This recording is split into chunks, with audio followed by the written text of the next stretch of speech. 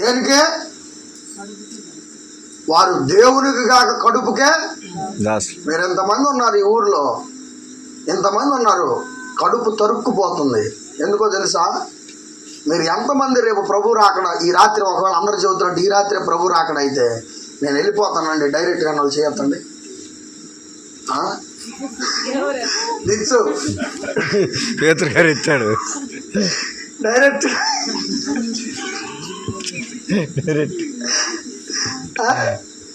ఎందుకని ఎందుకని ఎందుకని తెలుసా? మనం ఇంకనూ లోపాల్లోనే ఉన్నాం. ఇప్పుడు ఈ దేవుని బిడ్డలారా, నువ్వు సిద్ధపడాలి, నేను సిద్ధపడాలి. చెప్పడు, నువ్వు సిద్ధపడాలి, నేను సిద్ధపడాలి. చదువు నాన్న. ఏం మాటలంట? అన్నా నమస్తే అన్న, మీరు లేకపోతే ఏం లేదన్నా, అంతా మీరేనన్నా అని షో చేసి ఇంపుగా మాట్లాడి సొంపుగా మాట్లాడి మామూలు విడిగా మాట్లాడతాం. వాక్యం మాత్రం దేవుడు చెప్పమన్న సంగతి ఏం చేయాలి? చెప్పమన్న సంగతి చెప్పాలి. చెప్పకపోతే రేపు మాగు బొగులు దీపు. నువ్వు ఎందుకు చెప్పలేదురా అంటే వాళ్ళు కొడతారని భయం వేసింది తండ్రి. అపోస్తుల మీద రాళ్ళు పడలా? ఎందుకు పడ్డాయి తెలుసా మీకు? సత్యమును చెప్పినందుకు, నిజమును మాట్లాడినందుకు. ప్రియ దేవుని బిడ్డ, ప్రసంగాల్లో మీరు చూడండి, దేవుడు సహోదరి నిన్ను దీవించబోతున్నాడు, దేవుడు నిన్ను ఆశీర్వదించబోతున్నాడు. కొట్టండి రా సప్పట్లో, ఆయనకు బాగా పాండి.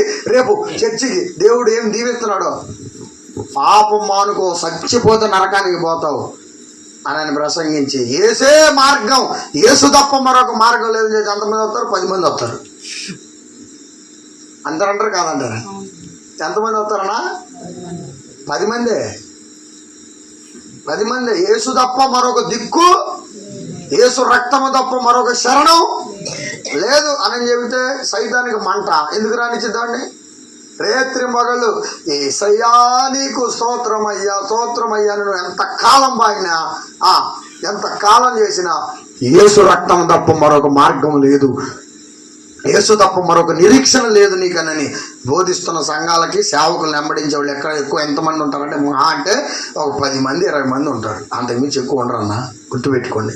అంటే ఊరు మొత్తం ప్రభుని అంగీకరించిన వాళ్ళే. కానీ చంద్రబాబు నాయుడు అందరికీ తెలుసు, ఆయనకి ఎంతమంది తెలుసు చెప్పు? ఏసఐ కూడా మందికి తెలుసు. మరి మనకి ఎంతమందికి ఏసఐకి తెలుసు? ఎంతమంది మనం ఆయనకి? నేను తెలుసా ఏసైకి? మీరు తెలుసా? నువ్వు తెలుసా ఏసైకి? పిలుస్తాడా? రా కుమారుడు అంటాడా?